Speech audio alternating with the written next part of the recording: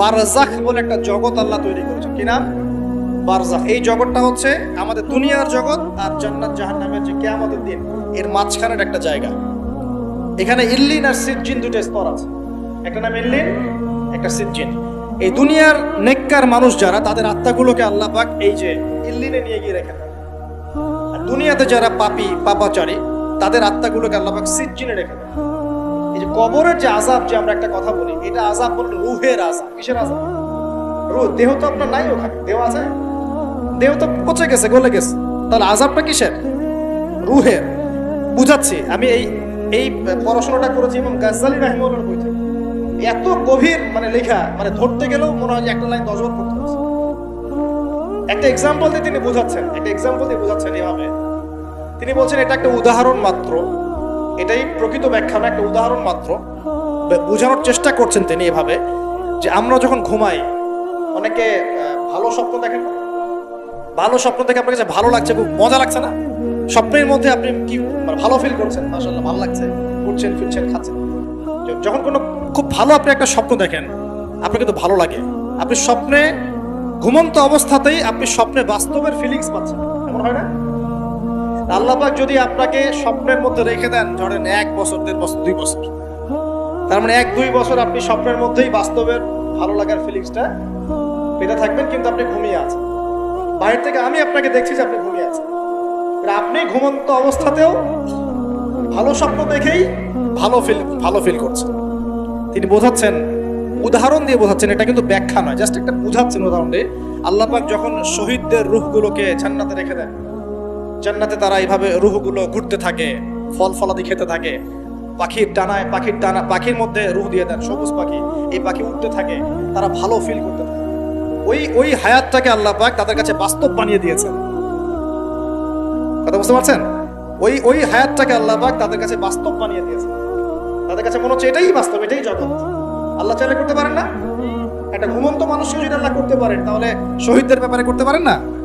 পারেন। আবার ধরেন একজন মানুষ পাপাচারী, আপনি কখনো কখনো স্বপ্ন দেখেছেন, ভয়ের স্বপ্ন, আটকে উঠছেন, শ্বাস বন্ধ হয়ে যাচ্ছে, এমন হয়নি অনেকদিন?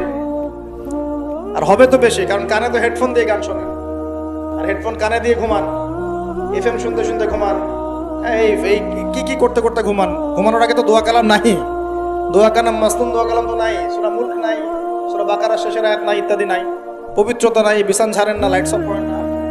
আপনার সুন্নত মাফিক তো ঘুমাচ্ছি না। ঘুমানোর কতগুলো সুন্নত জানেন? ঘুমানোরই কত সুন্নত আছে। ইস্তেঞ্জা করতে হয়, ওযু করে আসতে হয়, পারলে মেসওয়াক করে নেয়, বিছান ঝাড়তে হয়, বিসমিল্লাহ বলে লাইট অফ করতে হয়, দরজায় খিল দিতে হয়, পাত্র যদি থাকে খাবার পাত্র, পানির পাত্র ঢেকে দিতে হয়, তারপরে পড়তে হয় বিছানায় গিয়ে আয়াতুল কুরসি, সূরা বাকারা শেষের 2-3টা আয়াত, সূরা ফালাক নাস ইখলাস, হাত একত্রিত করে ফু দিয়ে সারা গা মাসাহ করতে হয়। ডান কাত হয়ে আল্লাহুম্মা বিইসমিকা আমুতু ওয়া আহইয়া বলে এই যে 33 বার সুবহানাল্লাহ, 33 বার আলহামদুলিল্লাহ, 34 বার আল্লাহু আকবার পড়তে পড়তে ঘুমাতে হয়। কয়জন জানে কয়জন ঘুমানোর সুন্নত? ঘুমানোর আগে এখন কানে হেডফোন, ব্লুটুথ, হাবি জাবি এইসব দিয়ে যুবকরা ঘুমাচ্ছে। প্রতিটা কাজ নবীর সুন্নত মতো করার চেষ্টা করবো, আল্লাহ পাক তৌফিক দান করুন। এই যে 9 নাম্বার ওয়াদা করেন, জীবনের প্রতিটা কাজ নবীর সুন্নাহ মতো করবেন। রাজি আছেন ইনশাআল্লাহ?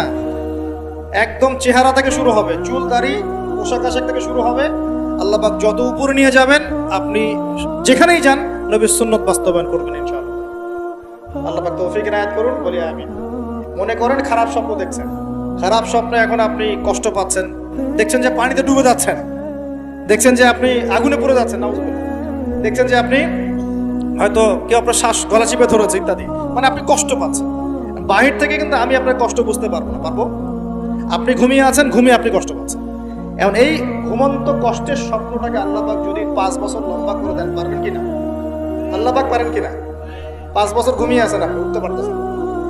এখন এটা হয় না, আল্লাহ চাইলে পারেন, সম্ভব কিনা? আল্লাহ পাক 309 বছর ঘুম পাড়া রাখেন নাই মানুষকে, আছে না দলিল? কোরআনে আছে না? কোন সূরায়?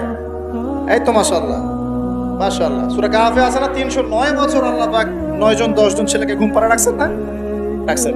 তো এখন মনে করেন যে আল্লাহ পাক আপনাকে ওই কষ্টের আযাবটাকে লম্বা করে দেন, কষ্টের ওই স্বপ্নটাকে লম্বা করে, তাহলে আপনি কিন্তু ঘুমের মধ্যে কষ্ট ফিল করবেন।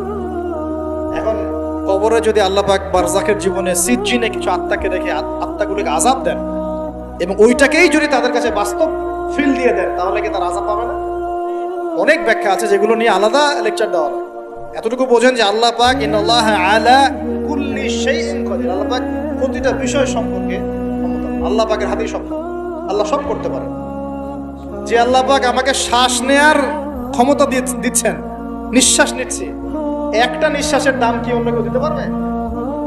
যে আল্লাহ পাক এনভায়রনমেন্ট, বায়ুমণ্ডলের মধ্যে নাইট্রোজেন গ্যাস দিয়ে দিয়েছেন, এই গ্যাস কি কে দিয়ে, অন্য কেউ দিয়েছে? যে আল্লাহ পাক শ্বাস নেয়ার জায়গা দিয়েছেন, আমাদের হার্ট পাম্প করছে, জন্মের সময় থেকে পাম্প করছে, এখন পর্যন্ত থামে নাই। একদিন এক মিনিটের জন্য থেমে গেলেই শেষ। এটা কে চালু করে রেখেছে? যে আল্লাহ এত কিছু করতে পারেন, সেই আল্লাহর পক্ষে নবী সাল্লাল্লাহু আলাইহি ওয়াসাল্লামকে তার কাছে নিয়ে যাওয়া, এই আযাবগুলো দেখানো এমন কঠিন কিছু না। এগুলো নিয়েও এখন মানুষ প্রশ্ন করে। তো এখানে নবীজি অনেকগুলো শাস্তি দেখেছেন, তার মধ্যে একই পাপের কারণে তিনটা শাস্তি দেখেছেন। কয়টা ভাই? এই সেই বিখ্যাত পাপের নামটাই হচ্ছে সুদ। কি নাম সেই পাপের? একবার দেখেছেন কিছু লোককে রক্তের নদীতে ফেলে দিয়ে মাথা ফাটিয়ে দেওয়া হয়েছে। জিজ্ঞাসা করলেন এরা কারা? জিবরাইল আলাইহিস সালাম বলছেন এরা আপনার উম্মতের সেই সব ব্যক্তি যারা সুদ খাচ্ছে। রক্তের নদী কেন?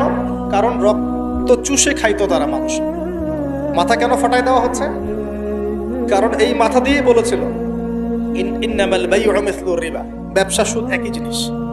এই শয়তানি মাথা থেকে বেরোছে, এই কারণে মাথা ফাটিয়ে দেওয়া হচ্ছে। আর একটা শাস্তি দেখেছেন, তারা পাথর খাচ্ছে, পাথর, বড় বড় পাথর খাচ্ছে, পিছনের রাস্তা দিয়ে পাথর বের হয়ে যাচ্ছে। জিজ্ঞাসা করলেন কাদের, কি কারণে শাস্তি দেওয়া হচ্ছে? জিবরাইল আলাইহিস সালাম বললেন এটাও সুদের কারণে। 3 নাম্বারটা দেখেছেন তিনি, যে কিছু মানুষ শুয়ে আছে আর এই পেটটা, এই বাড়ি, আমাদের বাড়ি যেমন উঁচু, বাড়ির মতো উঁচু হয়ে আছে পেটটা, আর পেটের ভিতরে অজগরের মতো বড় বড় সাপ কিলবিল কিলবিল করছে। এই 3টা শাস্তি তিনি দেখেছেন। দেখে জিবরাইল আলাইহিস সালামকে বলছেন এই 3টা শাস্তি কি কারণে? 3টার ক্ষেত্রেই জিবরাইল আলাইহিস সালাম বলেছেন সুদের কারণে, সুদের সুদের। আল্লাহ পাক আমাদেরকে হেফাজত করুন। 10 নাম্বার নিয়াত, আমরা সবাই হালাল খাওয়ার চেষ্টা করব ইনশাআল্লাহ।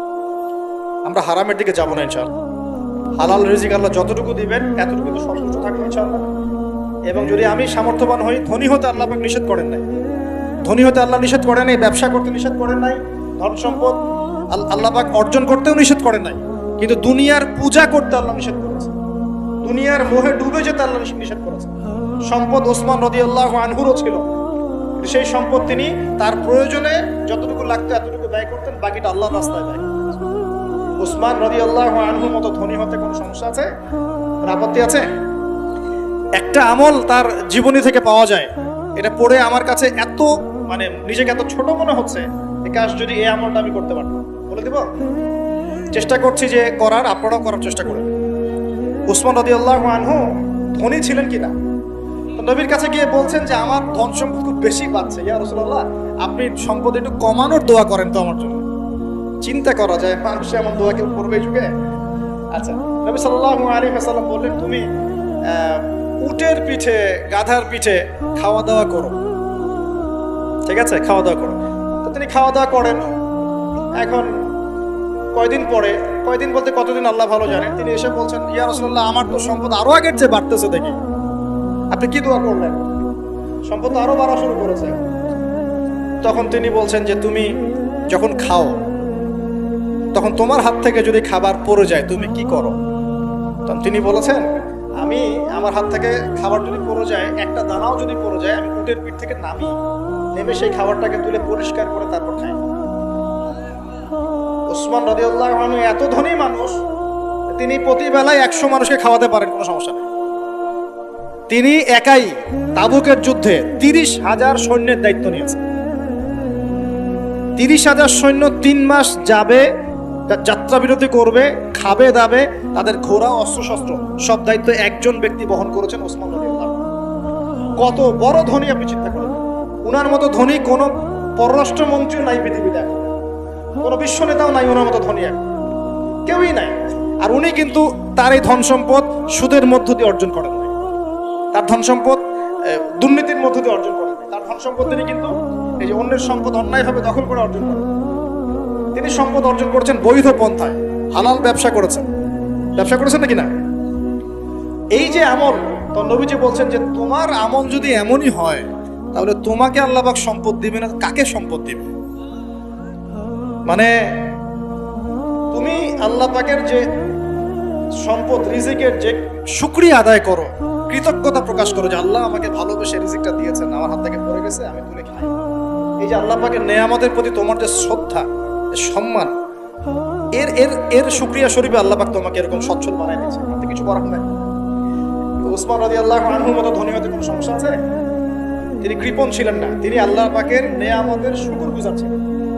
ভুল ব্যাখ্যা নেবেন না, তিনি আল্লাহ পাকের নেয়ামতের শুকরগুজার ছিলেন। আমরা আল্লাহ পাকের নেয়ামতের শুকরিয়া আদায় করবো ইনশাআল্লাহ, এবং যা রিজিক আল্লাহ আমাদেরকে দিয়েছেন এতে সন্তুষ্ট থাকবো ইনশাআল্লাহ, এবং হালাল ভাবে চলার চেষ্টা করব। আল্লাহ পাক আমাদেরকে ধন দিলে সেই ধন সম্পদ যতটুকু আমার পরিবারের জন্য প্রয়োজন, বাড়তিগুলো আমরা আল্লাহর পথে দান সাদাকা করবো ইনশাআল্লাহ। আল্লাহ পাক আমাদের সবাইকে আল্লাহর রাস্তায় দান করার তৌফিক এনায়েত করুন, আমিন। শেষ করার আগে আমি এই হাদিসটা ফিনিশিং দিয়ে শেষ করছি।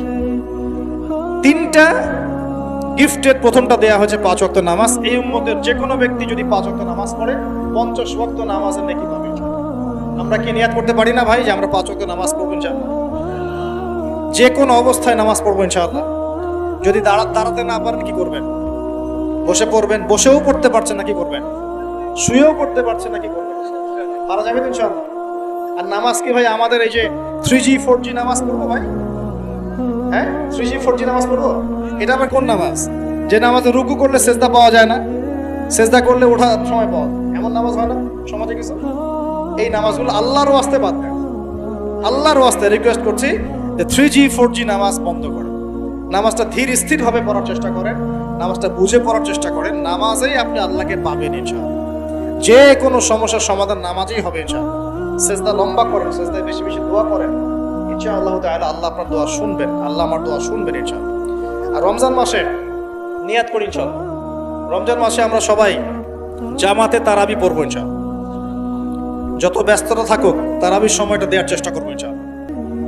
আর চেষ্টা করবেন খতম তারাবি পড়ার জন্য, কোনো সমস্যা নেই, খতম তারাবি পড়ারই চেষ্টা করবেন। তবে আমি কারি সাহেবদের, হাফেজ ভাইদেরকে রিকোয়েস্ট করবো যে তেলাওয়াতটা একটু ধীরে করার চেষ্টা করবো, যাতে আয়াত বাই আয়াত বোঝা যায়। অনেক জোরে পড়তে থাকলে অনেক সময় ধরাই যায় না যে আয়াতটা কি বলছে। কোরআন তো বুঝতে হবে, অ্যাবজর্ব করতে হবে। যদি প্রয়োজনে দেখা যায় সময় বেশি লাগছে, লাগুক না। রমজান তো ইবাদতেরই মৌসুম। আমাদের রমজান মাসে আল্লাহর ইবাদত করা ছাড়া এর চেয়ে গুরুত্বপূর্ণ আর কাজ কি আছে? আছে? সেই ব্যক্তি ধ্বংস হোক।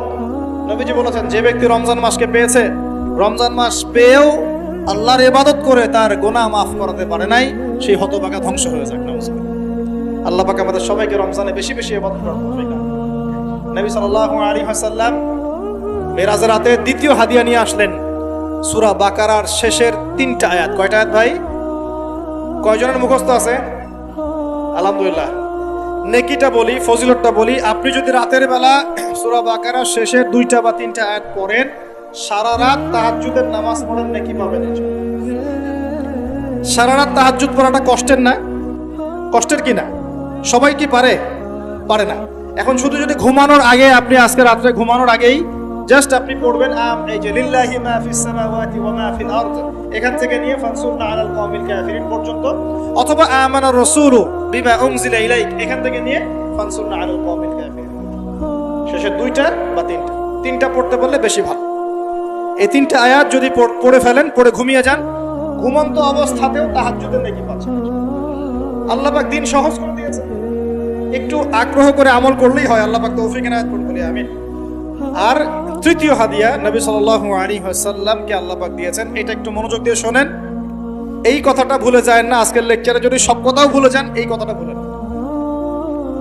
আল্লাহ পাক তার নবীকে বলছেন, হে মুহাম্মদ, বলেন সাল্লাল্লাহু আলাইহি ওয়াসাল্লাম, তোমার উম্মতের কোন ব্যক্তি যদি আকাশ জমিন, পুরো আকাশ জমিন সমান গোনা নিয়ে আমার সামনে দাঁড়ায় কিয়ামতের মাঠে, তোমার উম্মতের যে কোনো ব্যক্তি, নর নারী, যুবক যুবতী, যেই হোক না, সাদা কালো, ধনী গরিব, হুএভার হি ইজ, তোমার উম্মতের যে কোনো ব্যক্তি আসমান জমিন সমান গোনা নিয়েও যদি আমার সামনে দাঁড়ায়, কিন্তু তার আমল নামার মধ্যে শিরিকের কোনো পাপ নাই। কোন পাপ নাই? শিরিক তো বুঝি ভাই, আল্লাহর সাথে অংশীদার সাব্যস্ত করা। কিতাব তাওহীদ বইটা পড়ে নিয়ে, তো এখানে সব দেয়া আছে। শিরকের পাপ নয়, আসমান জমিন সমান পাপ দিয়ে ভর্তি। আমি আল্লাহ তার সামনে আসমান জমিন সমান ক্ষমা দয়া নিয়ে হাজির হব ইনশাআল্লাহ। মানে আল্লাহ পাক তাকে মাফ করে দিবেন ইনশাআল্লাহ। খালি শিরকের পাপ না করলেই আল্লাহ মাফ করবেন। এখন শিরকের পাপ কিন্তু অহরহ হচ্ছে। চিন্তায় শিরক হচ্ছে, কথায় শিরক হচ্ছে, কাজ করতে গিয়ে শিরক হচ্ছে। শিরক সম্পর্কে বিস্তারিত আলোচনা করেছি, অনলাইনে সার্চ দিয়ে দেখে নিন। শিরক কি ও কেন, ডিটেইলস কত রকম শিরক হচ্ছে বলা হয়েছে। আর একটা বইয়ের নাম বলে দিলাম, কিতাবুত তাওহীদ। এই বইটা পড়লে আপনি বুঝতে পারবেন শিরক কি ও কেন, কত প্রকার কি কি, এরকম অনেক কিছু, অনেক বই বাজারে পাওয়া যায়। পড়লেই দেখবেন কত রকম শিরক আমরা এখন করছি। আল্লাহ পাক আমাদের সবাইকে শিরক মুক্ত আমল করার তৌফিক দান। সাহাবীরা বললেন, ইয়া রাসূলুল্লাহ, যদি সেই ব্যক্তি জিনা করে আল্লাহ কি তাও মাফ করে দিবে? নবীজি বলছেন, হ্যাঁ, যদি জিনা করে তাও মাফ। যদি সে চুরি করে আল্লাহ কি তাও মাফ করে দেবে? নবী বলেন, হ্যাঁ, যদি চুরি করে আল্লাহ তাও মাফ করে দিতে পারবেন, যদি সে তাওহীদ ঠিক থাকে। তো এই কথা বলার মধ্য দিয়ে আপনাকে জিনা আর চুরি করতে উৎসাহিত করা হচ্ছে না, বরং আল্লাহ পাকের দয়া এবং শিরকের গুরুত্ব, তাওহীদের গুরুত্ব বোঝানো হচ্ছে। কারণ আল্লাহ পাক শাস্তি দিবেন, মউতের যন্ত্রণায় শাস্তি হবে, কবরের আযাবে শাস্তি হবে, কিয়ামতের মাঠে মানুষ দাঁড়িয়ে থাকবে, ওখানে শাস্তি, জাহান্নামে কিছুদিন শাস্তি দিয়ে হলেও আল্লাহ পাক একদিন আবার জান্নাতে দিয়ে দিবেন ইনশাআল্লাহ। আর যে ব্যক্তি সবচেয়ে শেষে জান্নাতে যাবে, একদম শেষ ব্যক্তি, জানি না সেই হতভাগা ব্যক্তির নাম কি, হতভাগা বলবো না, সেও তো সৌভাগ্যবানই, শেষ পর্যন্ত সেও সৌভাগ্যবান। আমরা দোয়া করি আল্লাহ পাক আমাদেরকে প্রথমেই জান্নাত দিয়ে দেন, আমিন। তো শেষ যে ব্যক্তি, একদম লাস্টে যে ব্যক্তি জান্নাতে যাবে, আল্লাহ পাক তার নাম জানেন না? জানেন কি না? সেই ব্যক্তিকে আল্লাহ পাক এই দুনিয়ার চাইতে 10 গুণ বড় জান্নাত সে ব্যক্তি পাবে যে সবচেয়ে শেষে জান্নাতে যাবে। আল্লাহ পাক আমাদের সবাইকে জান্নাতে যাওয়ার জন্য শিরক মুক্ত আমল করার তৌফিক